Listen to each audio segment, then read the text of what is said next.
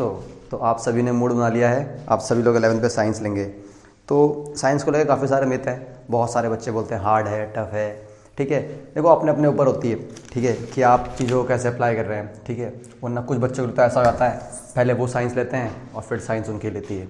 ठीक है, तो ऐसा तुम्हारे साथ ना हो। ठीक है, तो साइंस के 3 बेसिक फंडे हैं।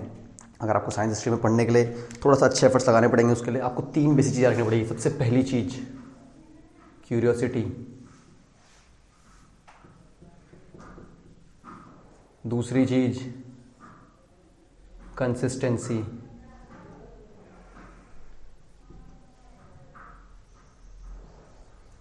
तीसरी चीज़ इमेजिनेशन। क्यूरियोसिटी, साइंस जो है वो पूरी क्यूरियोसिटी के ऊपर बेस्ड है। अगर आपको ये नहीं पता कि आपके आसपास कोई चीज़ें हो रही हैं और वो क्यों हो रही हैं, आप उनको समझने की कोशिश नहीं करोगे, तो आप साइंस पढ़ने के बिल्कुल भी लायक नहीं हो। आपको सबसे पहली चीज़ आपको लानी पड़ेगी, अपने अंदर क्यूरियोसिटी लानी पड़ेगी। भाई आपने बुक में कोई चीज़ देखी, आपको कोई चीज़, कोई टॉपिक नहीं समझ आया, जितनी आपके अंदर क्यूरियोसिटी डेवलप होगी, आप उसको पढ़ने के लिए उतने ही कंसिस्टेंट एफर्ट लगाइए, साथ में उसमें इमेजिनेशन लाइए। क्योंकि फिजिक्स में क्या होता है, बहुत सारी चीज़ें ऐसी होती हैं जिनको आप लैब में बैठ के या अपने घर में बैठ के बना नहीं सकते। ठीक है, अगर हमें एस्ट्रोनॉमिकल फिजिक्स पढ़ने बैठ जाएं, ठीक है, तो हम उसे बैठ के सामने बना नहीं सकते, हम उसके लिए कुछ कर नहीं सकते, हमें चीज़ें इमेजिन करनी पड़ेंगी। तो इसमें इमेजिनेशन भी बहुत इंपॉर्टेंट रोल प्ले करता है। ठीक है, तो अगर आप इन 3 चीज़ों के ऊपर कंसिस्टेंटली काम करते रहेंगे तो बहुत ही आसानी से आपकी गाड़ी चल जाएगी। अब बात करता हूँ फिजिक्स की। फिजिक्स में आप कोई भी बुक पढ़िए, सबसे पहले एनसीईआरटी बहुत बेसिक है, आप एनसीईआरटी पढ़ना स्टार्ट कीजिए। अब देखिए, जो मैं आज चैप्टर लेने वाला हूँ इसका नाम है फिजिकल वर्ल्ड। ठीक है, यहाँ से आपको कॉम्पिटिशन में कोई क्वेश्चन नहीं दिखने वाला, लेकिन हाँ आपके जो स्कूल में एग्जाम होंगे, ठीक है, वहाँ आपको उसका पक्का क्वेश्चन देखने को मिलेगा। पहली चीज़। दूसरी चीज़, ये चैप्टर इसलिए इंपॉर्टेंट हो जाता है क्योंकि आगे आने वाली बुक्स में, आगे आने वाली आप 2 बुक्स फिजिक्स की यहाँ पढ़ेंगे, 2 बुक आप 12th में पढ़ेंगे, फिर कॉम्पिटेटिव एग्जाम, बहुत सारी चीज़ें, वहाँ बहुत सारे टर्म्स आने वाली हैं। उन सब टर्म्स की जो शुरुआत है वो यहीं से होती है, तो इसीलिए चैप्टर पढ़ना आपको बहुत ज़्यादा ज़रूरी है। चलिए बात करते हैं। सबसे पहले समझते हैं ये फिजिकल वर्ल्ड। देखिए, फिजिकल वर्ल्ड छोड़ दीजिए, जिस चीज़ से इसका जन्म हुआ है वो है वर्ड साइंस। बोलो यार, आप जानते हैं साइंस का मतलब क्या होता है। देखिए, साइंस जो वर्ड है ये एक ग्रीक लैटिन वर्ड है और इसका जो मतलब होता है वो होता है टू नो। टू नो मतलब किसी भी चीज़ को जानना, किसी भी चीज़ की जानकारी लेना। ठीक है, इसी को हमारी संस्कृत भाषा में, बोलो भाई, इसे कहते हैं विज्ञान। क्या कहते हैं भाई? विज्ञान। ठीक है, क्या कहते हैं? भाई यहाँ मत खेलो भाई, तुम यार यहाँ बट बट बट कर रहे, बच्चे पढ़ रहे हैं यार, खेल रहे हैं। संस्कृत मतलब विज्ञान। ठीक है, पहली चीज। दूसरी चीज, इसे उर्दू में कहते हैं इल्म। क्या तुम्हें इतना सा भी इल्म है? क्या तुम जानते हो? तो इन सब का मतलब एक ही है। ठीक है, बोलो यार, सही बात है कि नहीं बात है? अब जरा समझने की कोशिश करते हैं। ये तो हुई बुकिश लैंग्वेज। भाई साइंस क्या है? अरे यार, सब कुछ साइंस है जो आपके आसपास हो रहा है। ठीक है, डेली बेसिस में, दिन से रात, रात से दिन, सुबह शाम, ये जो हो रहा है, एनुअल सीजन्स का रेवोल्यूशन चल रहा है। सीजन्स आते हैं, सर्दी आएगी, गर्मी आएगी, फिर स्प्रिंग आएगा, उसके बाद सूर्य ग्रहण, चंद्र ग्रहण, इक्लिप्स आप जानते होंगे, टाइड्स जानते होंगे। ठीक है, आपने रेनबो देखा होगा। सब कुछ चीज़ें जो हैं ये साइंस के अंदर ही आती हैं। बोलो यार, सही बात है कि नहीं बात है? अब इसको लेके बहुत सारे लोगों ने अपने अलग अलग अटेम्प्ट्स लगाए। ठीक है, ये जो कार्रवाई है ना साइंस को समझने की, ये बहुत पहले से स्टार्ट हो चुकी है। ठीक है, सबसे पहले आप बात करते हैं Indus civilization, Mesopotamian civilization, Chinese civilization, इन सब ने अपने अपने अटेम्प्ट्स लगाए साइंस को समझने के लिए।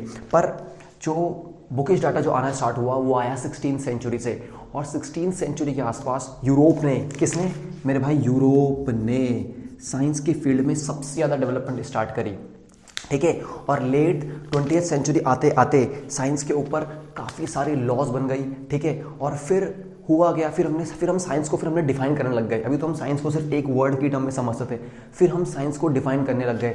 तो साइंस थी क्या? साइंस की डेफिनेशन बनी, science is a systematic study. Science is a systematic study of all the natural phenomenas occurring around us. हमारे आसपास जितने भी नेचुरल फिनोमिनाज होते हैं, हमारे आसपास जितने भी नेचुरल फिनोमिनाज होते हैं, हम उन सबको एक सिस्टमैटिक वे में पढ़ना स्टार्ट कर दिया। इसी को हमने बोला साइंस। इसी को हमने क्या बोला? साइंस। ठीक है, फिर कुछ टाइम बाद लोगों ने इसको और मॉडिफाई किया। लोगों ने बोला भाई साहब, जब भी हम कभी लॉज और कंसेप्ट किसी को जोड़ा हमने, बोलो यार, जब भी हम कभी लॉज और कंसेप्ट को जोड़ दें, जब भी हम कभी लॉज और कंसेप्ट को जोड़ दें तो मिला के जब भी हम लॉज और कंसेप्ट को जोड़ के किसी भी फिनोमिना की स्टडी करते हैं, जब भी हम लॉज और कंसेप्ट को जोड़ के किसी फिनोमिना की स्टडी करते हैं तो वो भी साइंस कहलाता है। ठीक है, अब ये तो आपको समझ आया बेसिक साइंस के बारे में। अब मैं आपको साइंस के बारे में कुछ एक दो इंटरेस्टिंग चीज़ बताने की कोशिश करता हूँ। देखिए, साइंस के बारे में सबसे बेसिक चीज़, इंटरेस्टिंग चीज़ क्या है, आपको सबसे पहले साइंस को अगर समझना है, आपको सबसे पहले करना पड़ेगा ऑब्जर्वेशन। आपको चीज़ों को नोटिस करना पड़ेगा, ऑब्जर्व करना पड़ेगा, जिसके लिए क्यूरियोसिटी बहुत ज़्यादा जरूरी है। दूसरी चीज़, कंट्रोल्ड एक्सपेरिमेंट्स, आपको एक्सपेरिमेंट करते रहने पड़ेंगे। हाँ, अभी तो आप बच्चे, आप उस लेवल पर नहीं पहुँचे, बट आपकी बुक के अंदर मेंशन है और फर्स्ट चैप्टर है नॉलेज के लिए, उसको पूरा समझने की कोशिश करो। आगे आए तो फिर तो माया जाल में फंस जाओगे, फिर चीज़ों को सॉल्व करना, न्यूमेरिकल करना, ये करना, फिर आपको साइंस समझने का मौका नहीं मिलेगा। ठीक है, फिर आप घुस जाओगे किसमें, कंसेप्ट और लॉज में, फिर आप इस चीज़ से बाहर निकल जाओगे। तो मौका मिल रहा है, इस चीज़ में चलो पहले आज। ठीक है, उसके बाद क्या हुआ, मैं आपको साइंस के बारे में बहुत बेसिक पॉइंट बताता हूँ। देखिए, साइंस का एक बिहेवियर है, वो क्या है, लिखा तो हुआ है, science is always dynamic. Science हमेशा डायनामिक होती है। डायनामिक से समझने की कोशिश करते हैं। देखो, डायनामिक का मतलब वो जिसके अंदर बदलाव आते रहते हैं, जो चलता हुआ रहता है, जो कभी रुक नहीं सकता। रुकना मतलब स्टैटिक, जो कभी सेम नहीं हो सकता। बिल्कुल सही। तो साइंस में कोई भी लॉ स्टैटिक लॉ नहीं है, साइंस हमेशा बदलती रहती है। पहले कोई बंदा आया, देखिए एरिस्टोटल आया, उन्होंने अपनी एक लॉ दी थी, एरिस्टोटल फैलेसिस को बोलते हैं, वो भी गलत हो गई। उसके बाद न्यूटन आए, न्यूटन के ऊपर न्यूटन मैकेनिक्स आई, न्यूटन मैकेनिक्स ने पूरी तरह से साइंस का रुख बदल के रख दिया। ठीक है, उसके बाद वेव नेचर ऑफ लाइट आया, लेकिन वेव नेचर ऑफ लाइट भी फोटो इलेक्ट्रिक इफेक्ट को समझाने में नाकाम रहा, और फोटो इलेक्ट्रिक इफेक्ट को समझाने के लिए क्वांटम मैकेनिक्स आई, क्वांटम थ्योरी आई, क्वांटम फिजिक्स आई। तो कहने का मतलब ये है कि साइंस में हमेशा चेंजेस आते रहते हैं। और अभी तो मैं एक दो जगह इंटरनेट पर पढ़ रहा था कि ग्रेविटेशन की जो लॉ है, जो थ्योरी है, उसको भी कुछ साइंटिस्ट उसके पीछे पढ़ चुके हैं, उसको गलत प्रूव करने के लिए। तो कहने का मतलब ये है कि साइंस जो होती है बहुत ही डायनामिक होती है। साइंस कभी रुकती नहीं है किसी के लिए। ठीक है, स्टैटिक नहीं होती, इसमें आपको कंटिन्यूसली एक्सपेरिमेंट्स करने पड़ते हैं। बोलो यार, सही बात है कि नहीं बात है? सही बात है। चलिए, ठीक है, तो जब इसके बाद हम थोड़ा सा आगे बढ़े, बहुत सारे साइंटिस्ट आए इसी बीच लेट 20th सेंचुरी में। किसी एक बीच में आपके रदरफोर्ड जी आए। रदरफोर्ड ने डिस्कवरी करते हुए रदरफोर्ड ने यहाँ पर आपके प्रोटॉन के बारे में लोगों को, अल्फा पार्टिकल के बारे में, प्रोटॉन के बारे में बताया। फिर हमारे पॉल डायरेक आए 1930 में, उन्होंने अल्फा पार्टिकल के बारे में बताया। फिर हमारे एक दो साइंटिस्ट और आए जिन्होंने साइंस की फील्ड में काफ़ी डेवलपमेंट करी। ठीक है, तो वो तो पढ़ने वाली बातें हैं, आप एनसीईआरटी पढ़ेंगे, आपको ब्लू कलर के बॉक्सेस मिल जाएंगे, बहुत सारी चीज़ें वहाँ पढ़ने के लिए, उसमें आराम से पढ़ सकते हैं। अब हम आते हैं अपने फिजिक्स के ऊपर। आपको साइंस के बारे में उम्मीद करता हूँ कि साइंस के बारे में बेसिक चीज़ें क्या क्या है, क्यों पढ़ना जरूरत पड़ी, क्योंकि जो हम फिजिक्स पढ़ने वाले हैं वो बेसिकली साइंस का ही पार्ट है। बोलो यार, सही बात है कि नहीं बात है? सही बात है।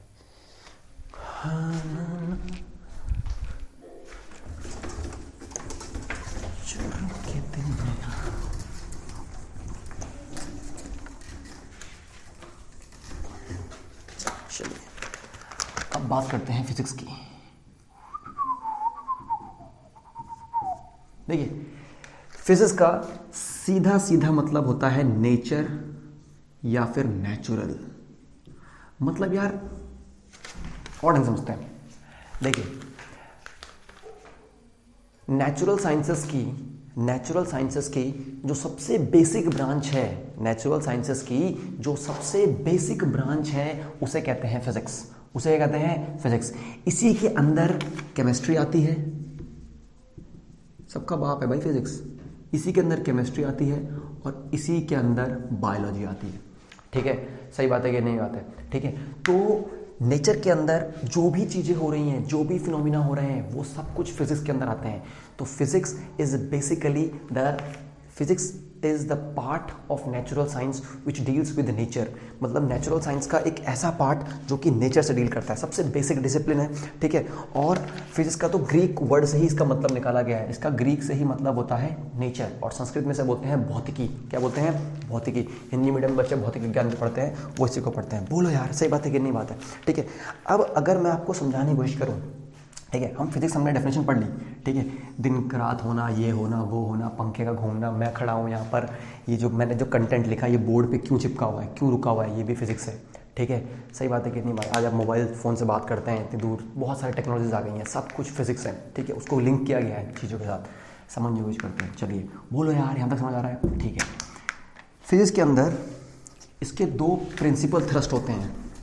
अगर आप इन दो फंडों को नहीं समझोगे तो आपका फिजिक्स पढ़ना बेकार है। फिजिक्स के अंदर दो प्रिंसिपल थ्रस्ट हैं। फिजिक्स के दो प्रिंसिपल हैं।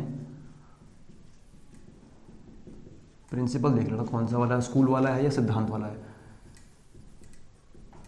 पहला थ्रस्ट होता है यूनिफिकेशन, दूसरा होता है रिडक्शनिज्म। पहले इसी को समझते हैं, रिडक्शनिज्म। देखिए वर्ड रिडक्शन का मतलब होता है तोड़ के पढ़ना किसी भी चीज़ों को, ठीक है। अगर मैं आपको एक सिस्टम दूं, इसके अंदर बहुत सारी चीज़ें हैं, 1 2 3 4 5, 1 2 3 4 5 6 7, बोलो यार। हाँ, तो इसके अंदर बहुत सारे सिस्टम हैं। मैं आपको बोलूँ मुझे बताओ इस सिस्टम के बारे में एक साथ पढ़ के बताओ, आप बोलोगे भाई ये तो बड़ा मुश्किल हो गया। तो आप क्या करोगे, आप इस सिस्टम को छोटे छोटे ब्लॉक में जो मैंने तोड़ा हुआ है, आप एक एक ब्लॉक को एक टाइम पे पढ़ोगे। फिर आप उस ब्लॉक के अंदर भी जो उसके मॉलिक्यूल्स हैं, जो उसके कॉन्स्टिट्यूएंट्स हैं, उसका रिलेशन पढ़ोगे। मतलब आप उसके मॉलिक्यूल, उसके कॉन्स्टिट्यूएंट्स को पढ़ोगे। जितने अंदर घुसते जाओगे उतनी कार्रवाई आपकी आसान होती जाएगी। तो फिर लास्ट में क्या करते हैं, हम पहले छोटे छोटे ब्लॉक्स को पढ़ के फिर हम सारी एजुकेशन को कंपाइल अप करते हैं। तो ये जो प्रिंसिपल है रिडक्शनिज्म, इसमें कहने का मतलब ये है कि जो भी कॉम्प्लेक्स और बड़े सिस्टम होते हैं, हम उनके छोटे छोटे कॉन्स्टिट्यूएंट्स को एक एक बारी करके पढ़ते हैं और फिर उनके बीच में एक रिलेशन ढूंढने की कोशिश करते हैं। बोलो यार, मतलब जैसे मैं आपको सिंपल भाषा में समझाता हूँ, ठीक है। मान लो सैटेलाइट लॉन्चिंग हो रही है, ठीक है। अब अगर सैटेलाइट लॉन्चिंग हो रही है तो सारा का सारी रिस्पॉन्सिबिलिटी एक ही डिपार्टमेंट को नहीं दे सकते। उसके लिए एक्सटर्नल बॉडी डिज़ाइनिंग की डिपार्टमेंट अलग होगा, उसके लिए फ्यूल डिपार्टमेंट अलग होगा, प्रोपेल एंड इजेक्शन डिपार्टमेंट अलग होगा, ठीक है। उसके लिए कम्युनिकेशन डिपार्टमेंट अलग होगा, ठीक है। लॉन्चिंग डिपार्टमेंट अलग होगा, ऑर्बिट में सेट हो रहा है प्रॉपरली ये देखने के लिए सिस्टम अलग होगा, नेविगेशन सिस्टम अलग होगा। मतलब हमको सारे जितने भी सिस्टम्स हैं हमको उनको तोड़ तोड़ के पढ़ना पड़ता है, बाद में पूरा रिजल्ट कंपाइल अप करना पड़ता है, ठीक है। तो ये फिजिक्स का सबसे बेसिक फंडामेंटल है रिडक्शनिज्म। आप सब कुछ एक साथ नहीं पढ़ सकते, आपको चीज़ों को तोड़ के स्प्लिट करके आसानी से उनके बीच में रिलेशन ढूंढ के पढ़ना पड़ेगा। अरे सही बात है कि नहीं बात है यार, ठीक है। माया जाल बिछाना पड़ेगा आपको, एक माया जाल। अब बात करते हैं यूनिफिकेशन। देखो यूनिफिकेशन, पहले वर्ड को समझो। जैसे कि रिडक्शन मैंने आपको वर्ड समझाया, छोटा करना। यूनिफिकेशन मीन्स यूनिफाई, चीज़ों को जोड़ना, ठीक है। अगर ये वर्ड यूनिफिकेशन फिजिक्स में नहीं होता तो अब तक कभी की टेक्नोलॉजी यहाँ रुक गई होती, ठीक है। देखिए न्यूटन ने क्या किया, मैं आपको समझाता हूँ। सबसे पहले न्यूटन से एग्जाम्पल लेते हैं। न्यूटन ने इस धरती की चीज़ें मीन्स टेरेस्ट्रियल और बहुत दूर आकाश की चीज़ें सेलेस्टियल, उन दोनों चीज़ों को लिंक किया, तभी आज हम यहाँ भी और वहाँ भी दोनों जगह को पढ़ पा रहे हैं। पहली चीज़। दूसरी चीज़, एक तो न्यूटन ने लिंकिंग करी, बोलो यार, ठीक है। दूसरा आपको पता होगा हमारे साइंटिस्ट थे ओस्टेड और फराडे। जब आगे जाओगे 12th में, इसको तो आपने 10th में पढ़ा भी होगा, इनका नाम था हेंस क्रिश्चियन ओस्टेड। ओस्टेड और फराडे ने क्या किया, इन दोनों ने मिल के इलेक्ट्रिसिटी और मैग्नेटिज्म को जोड़ा, ठीक है, और बनाया इलेक्ट्रोमैग्नेटिज्म। तो ये भी एक यूनिफिकेशन है। अगर भाई साहब ये यूनिफिकेशन नहीं होता तो आज आपके हाथ में फ़ोन भी नहीं होता, ठीक है। इमेजिन कर सकते हैं आप कितनी मुश्किल ज़िंदगी जाती, ठीक है। और ठीक है, इसके अलावा हमारे भाई थे मैक्सवेल। अबे ग्लेन मैक्सवेल नहीं है ये, ठीक है, ये है साइंटिस्ट मैक्सवेल थे। इन्होंने क्या किया, इन्होंने इलेक्ट्रोमैग्नेटिज्म, समझने की कोशिश करो कितना खतरनाक जा रहा है। यानी कि जो इन दोनों ने जोड़ा, इन्होंने उसको भी एक और चीज़ से जोड़ दिया। इन्होंने इलेक्ट्रोमैग्नेटिज्म को ऑप्टिक्स से जोड़ा। बोलो यार, किससे जोड़ा, ऑप्टिक्स से जोड़ा। और इसके बेसिस पे आज आप बहुत सारे फिनोमेना पढ़ते हो। तो बेसिकली यूनिफिकेशन का मतलब है दो अलग अलग कंसेप्ट्स को जोड़ना ताकि एक नया कंसेप्ट बन सके, ठीक है, ताकि हम कुछ नया कर सकें, कुछ नया डिस्कवर कर सकें, और जो ह्यूमैनिटी है हमारे आसपास, जो सोसाइटी है, हम उसके लिए कुछ यूजफुल एप्लीकेशन बना सकें।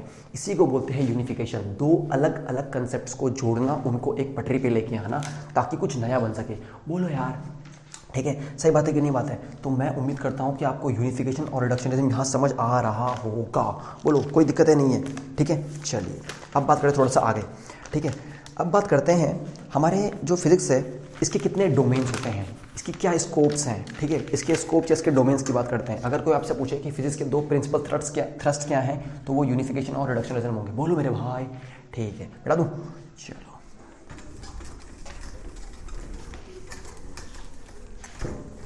मेरा दिल भी, अब बात करते हैं फिजिक्स के डोमेन्स की। देखो, फिजिक्स के 2 डोमेन्स होते हैं, मैक्रोस्कोपिक और माइक्रोस्कोपिक। बिल्कुल मस्त है, बिल्कुल सीखने वाला चल रहा है। ये कौन है जो बाहर है, ये कौन है जो बाहर है, आप तो दिल में हैं, बाहर कौन है। भाई हंस रहा भी तो भाई यार, ऐसे मत कर। चलो, मैक्रोस्कोपिक माइक्रोस्कोपिक अब समझते। देखो, मैक्रोस्कोपिक के अंदर एस्ट्रोनॉमिकल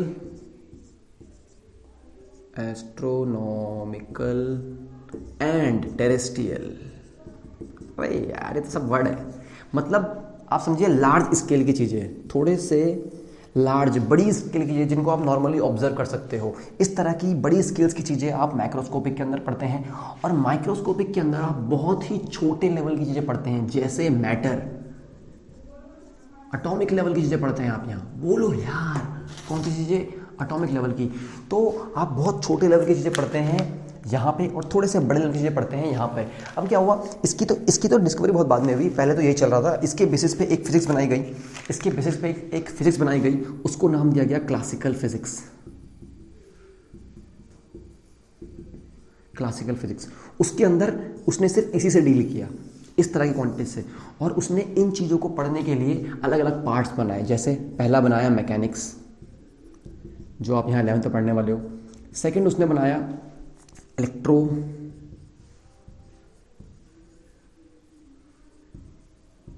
डायनामिक्स। थर्ड उसने बनाया मेरे ख्याल से ऑप्टिक्स। और फोर्थ उसने बनाया थर्मोडायनामिक्स। चलिए समझाने की कोशिश करते हैं। देखिए, मैकेनिक्स के अंदर सबसे ज़्यादा जो लॉज काम करती हैं वो करती हैं न्यूटन के लॉ, ठीक है, न्यूटन की लॉज के अंदर काम करती हैं, और इसको कुछ लोग न्यूटोनियन मैकेनिक्स भी कहते हैं। इसके अंदर कोई भी बॉडी मूव कर रही है, इक्विलिब्रियम में है, रिजिड बॉडी, पार्टिकल्स, फ्रिक्शन, हमारा चलना, वो आपने फोर्स लगाई, रस्सी का खींचना, टेंशन वेंशन, वो सब चीज़ें इसके अंदर आती हैं मैकेनिक्स के अंदर। फोर्स F=ma, 3 मतलब वो लीनियर मोशन, पैराबोला, सब कुछ इसके अंदर आता है मैकेनिक्स के अंदर। फिर आपका आता है सेकंड इलेक्ट्रोडायनामिक्स। इसके अंदर आपकी इलेक्ट्रिसिटी और मैग्नेटिज्म, यानी कि आपका इलेक्ट्रिक फोर्स और मैग्नेटिक फोर्स, इन दोनों को लिंक करके जब इलेक्ट्रोमैग्नेटिज्म बना, तो उसके बाद जो भी उससे फील्ड और जो भी उससे फिनोमिना होते हैं वो सब हम इसके अंदर पढ़ते हैं। एक एंटीना कैसे काम करता है वो भी इसी के अंदर है। आज आप टीवी सिग्नल देखते हैं, आइनोस्फेयर के अंदर आइनोस्फेरिक रिफ्लेक्शन होकर सिग्नल हमको मिलता है, वो कैसे मिलता है, सैटेलाइट कम्युनिकेशन हो रहा है, वो सब इलेक्ट्रोडायनामिक्स के ऊपर बेस होता है, ठीक है। एंटीना वेंटीना सब तरह की, ऑप्टिक्स, ठीक है, आप बहुत सारे लोगों की नज़रें कमजोर है, चश्मा लगाते हैं, ठीक है, ऑप्टिक्स। हमारे पास माइक्रोस्कोप है, हमारे पास टेलीस्कोप है, हम जिससे बहुत दूर दूर के एस्ट्रोनॉमिकल ऑब्जेक्ट्स देखते हैं, वो सब ऑप्टिक्स की देन है। थर्मोडायनामिक्स, ठीक है, आप थर्मोडायनामिक्स समझते हैं, इसके अंदर क्या, बहुत बेसिक समझा रहा हूँ, ये सब आप बिल्कुल चैप्टर वाइज पढ़ेंगे आगे, यहाँ आपको चीज़ें समझना है, बेस सेट करना है। थर्मोडायनामिक्स, अरे मेरे भाई थर्मोडायनामिक्स, यार घर में फ्रिज है, बिल्कुल सही, गाड़ी है, गाड़ी में इंजन है, ठीक है, तो बिल्कुल सही। तो जो इंजन है, गाड़ियों की स्टडी है, फ्रिजेस की स्टडी है, जो टेम्परेचर से डील कर रही है, टेम्परेचर, इंटरनल एनर्जी, वो सब आता है थर्मोडायनामिक्स के अंदर, वो सब किसके अंदर आता है, थर्मोडायनामिक्स के अंदर। तो बेसिकली, लेकिन देखो एक चीज़ छूट गई, हमारी न्यूक्लियर फिजिक्स छूट गई, हमारा एटम छूट गया, वो उसने छूटना ही था, उसने छूटना ही था, क्योंकि क्लासिक फिजिक्स उससे डील कर ही नहीं सकती। अबे कैसे डील करेगी यार, क्योंकि वो तो, ये तो बड़े पार्टिकल की स्टडी है ना, एटम तो बहुत छोटा होता है। तो उसके लिए हमने एक नई फिजिक्स इन्वेंट करी, उसका नाम पड़ा क्वांटम थ्योरी। क्वांटम थ्योरी कह लो या क्वांटम फिजिक्स कह लो, बोलो भाई बोलो, ठीक है, समझ आने समझ आया, ठीक है। अब मैंने आपको थोड़ी देर पहले बताया कि यूनिफिकेशन के लिए बहुत सारे साइंटिस्टों ने बहुत सारे अटैम्प्ट किए और वो सक्सेसफुल भी हुए। आइंस्टीन ने भी एक अटैम्प्ट किया, आइंस्टीन ने ग्रेविटी को, किसको, ग्रेविटी को और इलेक्ट्रोमैग्नेटिज्म को जोड़ने की कोशिश करी, लेकिन वो सक्सेसफुल नहीं हो पाया, ठीक है, तो उसका यूनिफिकेशन फेल हो गया। तो ऐसा नहीं कि हर बार सक्सेसफुल होंगे, कभी इंसान फेल भी हो जाता है। ठीक है, आपको समझ आया माइक्रोस्कोपिक ये क्वांटम थ्योरी क्या रहेगी, ये किससे डील करती है क्वांटम थ्योरी, सारे एटॉमिक लेवल फिनोमिनाज से, एटॉमिक लेवल या न्यूक्लियर लेवल जितने फिनोमिनाज होंगे इलेक्ट्रॉन के बारे में, उन सबसे आपकी जो है क्वांटम थ्योरी ऑफ लाइट या फिर क्वांटम फिजिक्स डील करती है। ठीक है, बोलो कोई दिक्कत है, कोई परेशानी है? नहीं है। चलिए, स्ट्रक्चर ऑफ एटम मैटर सब इससे यही डील करती है। ठीक है, अब बात करते हैं physics, technology and society. Physics, technology and society. अबे इसमें लिखने की कोई ज़रूरत नहीं है, मुझे भी नहीं, तुम्हें भी नहीं। देखो फिजिक्स क्या है, बेसिकली नेचर के अराउंड क्या हो रहा है हम उसकी स्टडी करते हैं। ठीक है, फिर हम उसमें लॉज और कंसेप्ट लगा के उसमें एक टेक्नोलॉजी बनाते हैं। ठीक है, मैं आपको समझाने की कोशिश करता हूँ। देखो साइंस और टेक्नोलॉजी में बहुत थोड़ा सा फ़र्क है। साइंस क्या है, टू नो, किसी भी चीज़ को जानना, सिस्टमेटिक अटेम्प्ट्स लगाना, फिनोमिना के बारे में जानना। लेकिन जब हम उन फिनोमिनास को जान के उनका एप्लीकेशन करते हैं और सोसाइटी में उसको यूज़ करते हैं तो वो कहलाती है टेक्नोलॉजी। यानी टेक्नोलॉजी डायरेक्टली एप्लीकेशन है, उस चीज़ को अप्लाई करना, उसे बोलते हैं टेक्नोलॉजी। ठीक है, फैन है ना, फैन आज टेक्नोलॉजी बन चुका है क्योंकि हम इसे यूज़ कर रहे हैं। ट्यूबलाइट है, मोबाइल है, ये सब अब टेक्नोलॉजी बन चुकी हैं। ठीक है, ये साइंस नहीं, साइंस से ही आई हैं, पर टेक्नोलॉजी बन चुकी हैं सबके सब, क्योंकि अब हम इनका एप्लीकेशन ले रहे हैं, हम इन्हें यूज़ कर रहे हैं। ठीक है, बोलो यार। ठीक है, चलिए अब बात कर, और तो कुछ भी नहीं। ठीक है, टेक्नोलॉजी ने ही ब्रिटेन के अंदर इंडस्ट्रियल रेवोल्यूशन ला दी है। ये फिजिक्स ही थी, जब इतना इंडस्ट्रियल रेवोल्यूशन हुआ, इतनी टेक्नोलॉजी ग्रो करी कि आज आप देखते हैं ब्रिटेन हमारे देश से कितना आगे है। वो सिर्फ इसी कारण से है, मेन रीज़न तो यही है। ठीक है, कि वहाँ जो टेक्नोलॉजिकल ग्रोथ हुई वो बहुत फास्ट हुई। सेम आप जापान को देख लीजिए। ठीक है, जापान भी हमसे टेक्नोलॉजी के मामले में काफ़ी ज़्यादा मतलब एक प्रोपेल्ड कंपनी है, मतलब कंट्री है।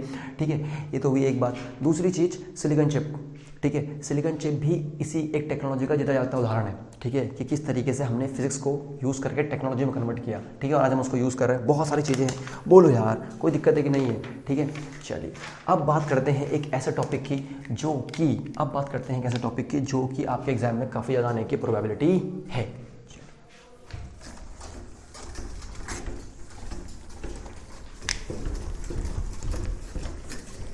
माइक्रोस्कोपिक और ये मैक्रोस्कोपिक के बीच में एक चीज़ और होती है, उसको बोलते हैं मीजोस्कोपिक। ठीक है, याद रखना। तो कभी कोई आपसे ऐसी पूछ दे कि क्या माइक्रो और मैक्रो के बीच में कुछ और भी होता है, तो आप बोलोगे यस, हाँ वही होता है, उसे बोलते हैं मीजोस्कोपिक। ठीक है, ये चीज़ें ना ऊपर समझने की कोशिश करो।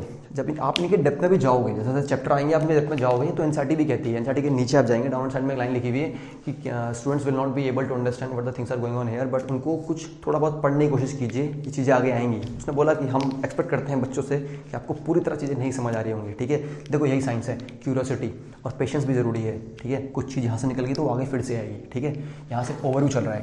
ठीक है, मीजोस्कोपिक हो गया, बोलो मेरे बच्चों। ठीक है, चलो अब बात करते हैं हम लोग अपने अगले टॉपिक की। ये है फंडामेंटल फोर्सेस। यहाँ से क्वेश्चन पक्का आएगा, फंडामेंटल फोर्सेस। अब याद आया साइंस टेक्नोलॉजी एंड डिस्कवरी से। एनसीईआरटी की बुक्स में ना, एनसीईआरटी की बुक में ब्लू कलर के बॉक्स बने हुए हैं, ऊपर नीचे दाएं बाएं। उन बॉक्सेस में लिखा हुआ है कि भाई कौन सी डिस्कवरी किस बंदे ने करी। जैसे मैंने भी बताया साइंस एंड टेक्नोलॉजी का एग्जांपल, मैंने आपको सिलिकॉन चिप बताया। ठीक है, स्टीम इंजन भी है, उस स्टीम इंजन से कितनी कितनी सारी ग्रोथ हुई, बहुत सारी चीज़ें हुई। तो वो सब चीज़ें आपको पढ़ने की, इसकी डिस्कवरी किसने करी, इसका प्रिंसिपल क्या है, ये डिस्कवरी किसने करी, बहुत सारी चीज़ें हैं। जितना आपको याद रह सके बहुत ही अच्छा है। कौन सी चीज़ किस प्रिंसिपल पर काम करती है, जैसे प्लेन उड़ता है किस प्रिंसिपल पे, बर्नौली प्रिंसिपल पे। डिटेल में पढ़ोगे आगे, अभी तो सिर्फ ओवरव्यू चाहिए ऊपर से। फंडामेंटल फोर्सेस, देखो नेचर में वैसे ना बहुत सारी फोर्सेस हैं, नेचर में वैसे बहुत सारी फोर्सेस हैं, बट हमने इन सारी फोर्सेस को समराइज करके 4 फोर्स बनाई हैं। कितनी फोर्स बनाई हैं? 4 फोर्स, और वो हैं 4 फंडामेंटल फोर्स। यानी कि इस दुनिया के अंदर काम करने वाली सिर्फ और सिर्फ 4 ही फंडामेंटल फोर्सेस हैं। सबसे पहली फोर्स है ग्रेविटेशनल फोर्स।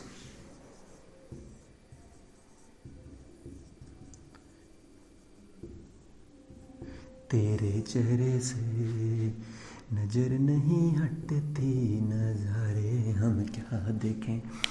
ग्रेविटेशन फोर्स, देखिए सबसे पहली फोर्स है, इट इज़ अट्रैक्टिव फोर्स। समझने की कोशिश करते हैं। इट इज़ द, क्यों इंग्लिश में बोल रहा हूँ, पहले हिंदी में समझाता हूँ आपको। देखिए 9th पढ़ी हुई है। जैसे मान लो 2 मासेस हैं, 2 मासेस के बीच में लगने वाली अट्रैक्टिव फोर्स, पढ़ा होगा 9th में। दो मासेस के बीच में लगने वाली फोर्स उसे बोलते हैं ग्रेविटेशनल फोर्स। मतलब it is attractive force which is established due by the virtue of masses, by the virtue of masses. ये तो आपने बिल्कुल पढ़ा हुआ है। इसमें और कुछ बेसिक चीज़ें मैं आपको ऐड करता हूँ। इसमें ना बहुत सारे टर्म्स हैं, सेंट्रल फोर्स, कंजर्वेटिव फोर्स, ये है कि नहीं, वो सब हम आगे आपको जब चैप्टर स्टार्ट होंगे तब पढ़ाएंगे। अभी के लिए आप इतना समझिए कि ये जो फोर्स है ये सबसे लॉन्ग रेंज फोर्स है। कैसी फोर्स है बोलो यार? लॉन्ग रेंज फोर्स है, सबसे ज़्यादा लंबे लंबे डिस्टेंस पे लगती है, पहली चीज़। दूसरी, ये नेचर में वीकेस्ट फोर्स है। कैसी फोर्स है? वीकेस्ट फोर्स है। लॉन्ग रेंज फोर्स है, वीकेस्ट फोर्स है। अरे मेरे भाई, लॉन्ग रेंज तो आप इसी बात से समझ सकते हैं, लॉन्ग रेंज तो आप इसी बात से समझ सकते हैं कि भाई साहब प्लैनेटरी मोशन हो रहा है, सन के अराउंड प्लैनेट घूम रहे हैं, अर्थ के अराउंड सैटेलाइट्स घूमती हैं, ठीक है। तो ये सब चीज़ें जो इतने लंबे लंबे डिस्टेंस पे हो रहे हैं, जो आपने हाई टाइड्स लो टाइड्स पढ़े होंगे, ये सब जो लॉन्ग रेंज डिस्टेंसेस हो रहे हैं ये ग्रेविटेशन फोर्स की वजह से ही हो रहे हैं, ठीक है। इनमें क्या है कि अर्थ अपनी तरफ अट्रैक्ट करती है। अब देखो, हर प्लैनेट, हर गैलेक्सी में अपनी अपनी, कुछ लोग तो ये भी मानते हैं, कुछ बुक्स के अंदर ये बहुत मतलब बिल्कुल सही लिखा है, गलत तो लिखा नहीं होगा, बुक्स के अंदर तो ये भी लिखा हुआ है कि जो ग्रेविटेशनल फोर्स है इसी के कारण गैलेक्सीज फॉर्म हुई हैं, इसी के कारण यूनिवर्स की फॉर्मेशन हुई है, ठीक है। अब कहने का मतलब ये है कि ग्रेविटेशनल फोर्स एक लॉन्ग रेंज फोर्स है और ग्रेविटेशनल क्या है? वीकेस्ट फोर्स है। समझ आ रहा है, नहीं समझ आ रहा है? ठीक है, चलिए समझ आया। इसके बारे में बहुत बेसिक बात है, ठीक है। दूसरी बात, ये जो फोर्स है ये हमेशा अट्रैक्टिव फोर्स है, ये कभी रिपल्सिव नहीं हो सकती, ठीक है। इसका रीज़न ये है, जब इसका रीज़न आपको थोड़ी देर बाद जब मैं आपको अगली फोर्स पढ़ाऊंगा, इसको बोलते हैं इलेक्ट्रोमैग्नेटिक फोर्स, तब मैं आपको समझाऊंगा कि ये अट्रैक्टिव फोर्स क्यों है, ठीक है। चलिए बता दें, बहुत स्मॉल चल रहा है, ठीक है। और ये फोर्स वीकेस्ट भी है, ये भी समझाऊंगा। भाई साहब अगर ये स्ट्रांग हो गई ना तो काम खराब हो जाएगा, बहुत ज़्यादा हाथ टूट जाएगा, किताब सामान में ढा पाओगे तुम। बताता हूँ कैसे। देखो अब बात करते हैं इलेक्ट्रो मैग्नेटिक फोर्स। देखो, अगर कोई चार्ज, जैसे मान लो ये चार्ज है, अगर वो रुका हुआ हो, उसकी वेलोसिटी 0 हो, तो वो इलेक्ट्रिक फोर्स प्रोड्यूस करता है। लेकिन अगर वो चलने लग जाए तो वो मैग्नेटिक फोर्स प्रोड्यूस करता है। इन दोनों को ही यूनिफाइड किया, यूनिफिकेशन, समझ आया? इन दोनों को यूनिफिकेशन करके एक नई थ्योरी का डेवलपमेंट किया गया, उसका नाम था इलेक्ट्रोमैग्नेटिक थ्योरी। और तब डेवलपमेंट हुआ इलेक्ट्रोमैग्नेटिक फोर्स का। किसका बोलो यार? इलेक्ट्रोमैग्नेटिक फोर्स का। और जैसे ही इलेक्ट्रोमैग्नेटिक फोर्स वजूद में आई, इसके बारे में कुछ बातें निकल के आई। पहली बात ये भी एक लॉन्ग रेंज फोर्स है, उससे लॉन्ग नहीं है, ये भी एक लॉन्ग रेंज फोर्स है। दूसरी बात, ये आप कह सकते हैं कि 100 टाइम्स स्ट्रॉन्गर है, 100 टाइम्स स्ट्रॉन्गर है। किससे? ग्रेविटेशनल फोर्स से, ठीक है। ये ग्रेविटेशनल फोर्स से 100 टाइम्स स्ट्रॉन्गर है, काफ़ी ज़्यादा। अब मैं आपको एक बहुत सिंपल सा एग्जांपल देता हूँ कि ये कैसे काम कर रही है। देखिए, मान लीजिए मेरे पास से वुडन ब्लॉक है, मैंने इस वुडन ब्लॉक को अभी उठा रखा है, ठीक है। तो अब आप बताओ, ये एक ऑब्जेक्ट है, ये एक मास है, अर्थ इसको अपनी तरफ अट्रैक्ट कर रही है, ये मैंने इसको रोक दिया, ठीक है। तो मतलब नॉर्मल फोर्स की वजह से रुका हुआ है, ठीक है। अब है क्या, यहाँ पे ये वाली फोर्स भी एक्ट कर रही है, इलेक्ट्रोमैग्नेटिक फोर्स। मेरे हाथ के चार्ज और इस ब्लॉक के चार्ज आपस में जो फोर्स क्रिएट कर रहे हैं वो काफ़ी ज़्यादा है। वो क्या है? काफ़ी ज़्यादा है। अगर ये फोर्स बहुत ज़्यादा कम होती, मान लो कम है, ठीक है, और मान लो ग्रेविटेशनल फोर्स बहुत ज़्यादा है, ग्रेविटेशनल फोर्स वीकेस्ट है इसीलिए आप इसको उठा पा रहे हो। अगर ग्रेविटेशनल फोर्स बहुत स्ट्रांग होती तो इसको इतनी तेज खींचता कि आपका हाथ नीचे चले जाता, आप इसे कभी रोक ही नहीं पाते। वो तो धन्य है कि ग्रेविटेशनल फोर्स बहुत वीक है, अगर वीक नहीं होता तो इतनी तेज से नीचे गिरता, एकदम आपका हाथ भी ले जाता। बोलो यार, सही बात है। आप एक चिड़िया का पंख भी नहीं उठा पाते। पढ़ना है एनसीईआरटी को ढंग से, आपको पक्का मिलेगा ये। इसीलिए ग्रेविटेशनल फोर्स वीकेस्ट होने के एडवांटेज भी हैं, ठीक है। और ग्रेविटेशनल फोर्स जैसे मान लो सन ने मून पे लगाई तो उनकी ग्रेविटेशनल फोर्स है, किसी बॉडी ने किसी बॉडी पे लगाई उसकी ग्रेविटेशनल फोर्स है। जो भी ग्रेविटेशनल फोर्स अर्थ किसी भी ऑब्जेक्ट पे लगाती है उसको हमने स्पेशल नाम दिया हुआ है, उसे हम बोलते हैं ग्रेविटी। तो कोई आपसे बोले कि बेटे ग्रेविटी क्या है, कोई आपसे बोले कि बेटे ग्रेविटी क्या है, ग्रेविटी सर एक्सेलरेशन है क्या? नहीं, ग्रेविटी एक फोर्स है। और ग्रेविटी कौन सी फोर्स है? ग्रेविटेशनल फोर्स है जो अर्थ लगाती है। जो कौन लगाती है? अर्थ। तो जब भी कभी वर्ड दिखे ग्रेविटी, उसको सीधा लिंक करो अर्थ के साथ। किसके साथ? अर्थ के साथ। बोलो यार, ठीक है, समझ आ गया? बोलो, चलो अब बात करते हैं। ओके, अगर ग्रेविटेशनल फोर्स वीक नहीं होती ना भाई, कुछ ना उठता अभी तक। इतनी स्ट्रांग होती सब, ये कपड़ा भी लेके नीचे चले जाती, सब कुछ लेके नीचे चले जाती। वो तो वीक है इसलिए हम उठा पा रहे हैं चीज़ों को, ठीक है। चलिए अब बात करते हैं आपकी थर्ड फोर्स की। ये है आपकी strong nuclear force. Strong nuclear force, अरे इतना टफ नहीं है यार, फिजिक्स साइंस इतनी टफ नहीं है, ठीक है। बस कंसिस्टेंसी चाहिए, ठीक है। कंसिस्टेंसी नहीं लगी तो फिर, अगर कंसिस्टेंसी नहीं रही तो पहले तुम साइंस लोगे फिर साइंस तुम्हारी लेगी और बहुत तगड़ी लेगी, ठीक है। स्ट्रांग न्यूक्लियर फोर्स, देखो हम सबको पता है कि एटम के अंदर, बाहर एटम मान लो, एटम के अंदर एक न्यूक्लियस नाम की चीज़ होती है, ठीक है। न्यूक्लियस के अंदर प्रोटॉन और न्यूट्रॉन होते हैं। तो हमेशा याद रखना, स्ट्रांग न्यूक्लियर फोर्स वो फोर्स है जो न्यूक्लियस के कंटेंट्स को बाइंड करके रखती है, रोक के रखती है। और न्यूक्लियस का कंटेंट क्या है, बोलो यार। न्यूक्लियस का कंटेंट है प्रोटॉन और न्यूट्रॉन। तो यानी कि स्ट्रांग न्यूक्लियर फोर्स वो है जो कि प्रोटॉन और न्यूट्रॉन को आपस में बांध के रखती है, बाइंड करके रखती है। ये इस दुनिया की अभी तक की सबसे स्ट्रॉन्गेस्ट फोर्स है और बहुत ही शॉर्ट रेंज, सबसे शॉर्ट रेंज है। देखो सिर्फ न्यूक्लियस के अंदर लगती है, उसके बाहर आती खत्म। तो इसका मतलब ये एक बहुत ही शॉर्ट रेंज और स्ट्रॉन्गेस्ट फोर्स है। सही बात है कि नहीं बात है, आपको समझ आया? तो स्ट्रॉन्ग न्यूक्लियर फोर्स न्यूक्लियर के पार्टिकल्स को बाइंड करती है, जैसे प्रोटॉन को न्यूट्रॉन से, प्रोटॉन को प्रोटॉन से, न्यूट्रॉन को न्यूट्रॉन से। तो तीन तरह की लग रही हैं, एक तो प्रोटॉन प्रोटॉन के बीच में, एक न्यूट्रॉन न्यूट्रॉन के बीच में, और एक न्यूट्रॉन प्रोटॉन के बीच में, ठीक है। अब क्या ये तीनों फोर्स अलग अलग है, मतलब इनकी वैल्यू अलग अलग है? नहीं, ये तीनों ही क्या लगती हैं, सेम लगती हैं। इसका मतलब जो स्ट्रॉन्ग न्यूक्लियर फोर्स है ये चार्ज से इंडिपेंडेंट है। चार्ज से क्या है, इंडिपेंडेंट है। इसका मतलब आप चाहें स्पेलिंग ऐसी हो जाती है। इसका मतलब स्ट्रॉन्ग न्यूक्लियर फोर्स चार्ज से इंडिपेंडेंट है। किसी भी बॉडी पे चार्ज कुछ भी हो, वो तो बोली भैया मैं 10 लगूंगी तो 10 ही लगूंगी, चाहे तेरे पे चार्ज कितना भी है। इसका मतलब proton proton, neutron neutron, neutron proton सबके बीच में सेम लगती है, बहुत ही ज़्यादा होती है। सही बात है कि नहीं बात है, बोलो यार, सही आ रहा है, ठीक है। स्ट्रॉन्ग न्यूक्लियर फोर्स हो गई है आपकी, शॉर्ट रेंज स्ट्रॉन्गेस्ट है। बता दूँ, बिल्कुल बेसिक बेसिक समझने की कोशिश करना। अब एनसीईआरटी पढ़ना, बड़ी राक्षिक समझ आएगी। बता दूँ,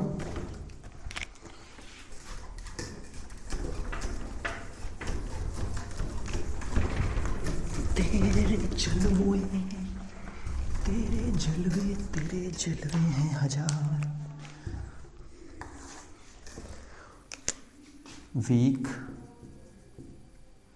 खुद को इतना भी ना बचाया कर, खुद को इतना भी ना बचाया कर, बारिश हो तो बाहर निकल आया कर। Weak nuclear force. धूप मायूस लौट जाती है, धूप मायूस लौट जाती है, कभी छत पे कपड़े सुखाने आया कर। वीक फोर्स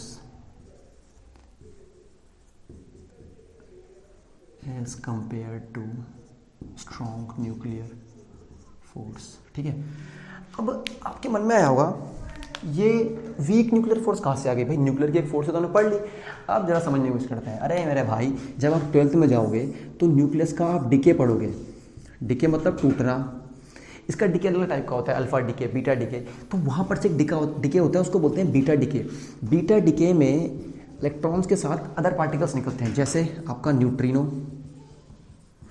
बीटा भी दो टाइप का होता है, बीटा प्लस, बीटा माइनस। आपका इलेक्ट्रॉन निकलता है या पॉजिट्रॉन निकलता है या न्यूट्रिनो निकलता है या एंटी न्यूट्रिनो निकलता है। तो कहने का मतलब है कि न्यूक्लियस का डिके होता है। न्यूक्लियस जब छोटे छोटे न्यूक्लियर में टूटता है तो साथ में कुछ पार्टिकल्स एमिट करता है, ठीक है। तो इन पार्टिकल्स के अंदर भी एक फोर्स होती है, ठीक है, और उसको हम बोलते हैं वीक न्यूक्लियर फोर्स। अब इसको वीक न्यूक्लियर फोर्स बोला है, इसका मतलब ये नहीं कि ये वीकेस्ट है। ग्रेविटेशनल फोर्स है तो ये बहुत स्ट्रांग है, लेकिन ये स्ट्रांग न्यूक्लियर फोर्स के कंपैरिजन में वीक है, इसीलिए इसको बोलते हैं वीक फोर्स, ठीक है। और कोई भी आपसे बोले ये कहाँ लगती है तो आपको हमेशा याद रखना है कि जो बीटा डिके है, बीटा डिके में इसका बहुत ही इंपॉर्टेंट रोल है। तो मैं उम्मीद करता हूँ कि मैंने आज आपको जो भी बेसिक्स पढ़ाया फिजिक्स के बारे में, फिजिक्स क्या है, नेचर में क्या चल रहा है, ठीक है, आप उन चीज़ों को आपको समझ आया होगा, ठीक है। बुक कंसिस्टेंसी पढ़ते रहिए। अगर आप बुक पढ़ना छोड़ देंगे तो मैं उम्मीद नहीं करता आपको फिर समझ आएगी, ठीक है। तब तक के लिए जय हिंद।